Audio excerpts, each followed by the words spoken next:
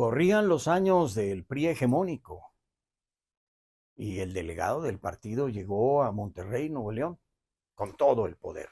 En aquel entonces un delegado del PRI era como un procónsul del César.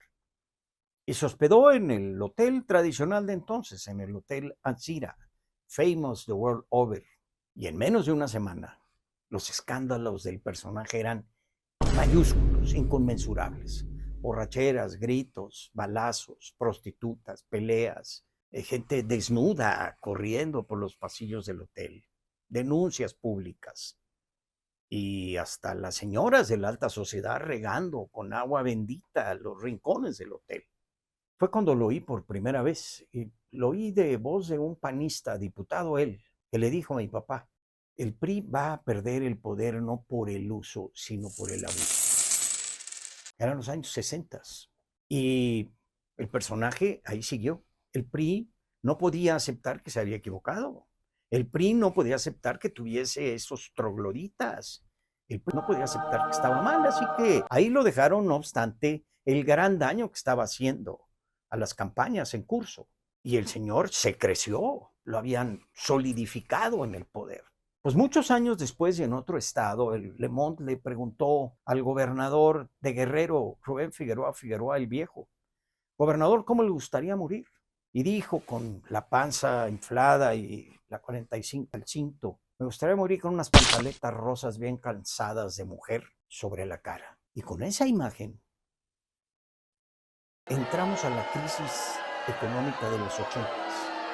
No con el milagro mexicano, no con la administración de la abundancia, no con el boom petrolero, no con la reforma política, sino con un gobernador carcajeándose de sus vulgaridades.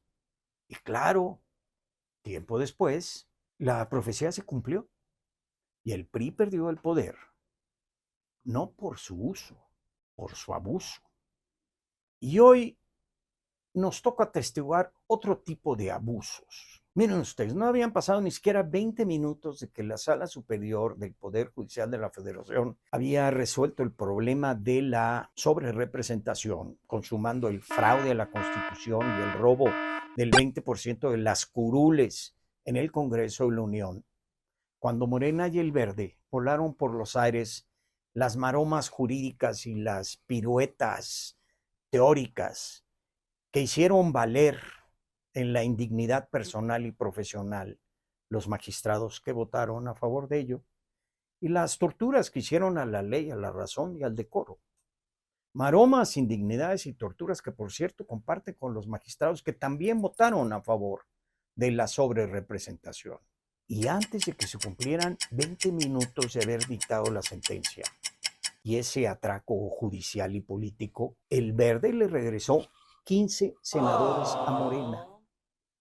15 senadores que le habían prestado para la elección, confirmando así lo que siempre se dijo: en el fondo, este es un descaro político y un abuso a la sobrerepresentación, confirmando que todo fue un transvestismo partidista. Trasvístete de tal partido, aunque seas de otro, para burlar la ley, el voto ciudadano, la representación política, la decencia más elemental. Y lo más importante, escupiéndole a la cara a quienes, obligados de habérselo impedido y en su caso castigado, se lo permitieron y se lo premiaron y se lo festejaron. Y en lugar de agradecerles, les insultaron, mostraron su pequeñez, su postración, su no valía, su abyección, su sumisión, su deshonra, su indignidad. Parece que les gritaban 20 minutos después: no, tontos, jamás fueron los castillos y vacuidades jurídicas que ustedes alegaron en nuestro favor. Siempre fue nuestro abuso. Para concluir, casi preguntándoles: ¿y qué?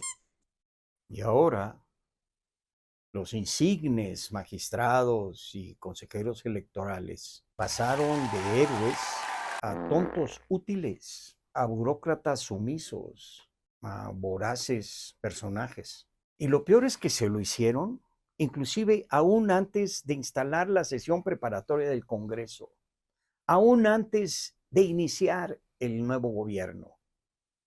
Lo hicieron así para mostrar su talante abusivo, mostrando además de que el poder no trastorna ni corrompe. Es el abuso del poder lo que corrompe al poder. Y ellos están abusando del poder inclusive antes de tenerlo. Y es por eso que el poder debe ser controlado, no por el poder mismo, sino por el abuso que se pueda hacer de él. Y quienes eran los encargados de controlar el poder era el INE y el tribunal, y no lo hicieron. Y ellos abusaron a su vez del poder que les dio la ley, y ahora son víctimas del mal uso que hicieron de ese poder. Por eso se dice que a los males hay que atacarlos cuando son pequeños, porque una vez que crecen ya no pueden ser atacados. Y por eso ellos eran la aduana para que nadie abusara del poder en la democracia en México. Pero ellos fueron los primeros que abusaron de su poder, sin darse cuenta que estaban abriendo la puerta para un abuso aún mayor, un abuso que se dio 20 minutos después, para su vergüenza y para su deshonra. Y en donde se les dijo, y ustedes que tenían que habernos detenido, no nos detuvieron. Y si esto les pesa, les preguntamos, ¿y qué?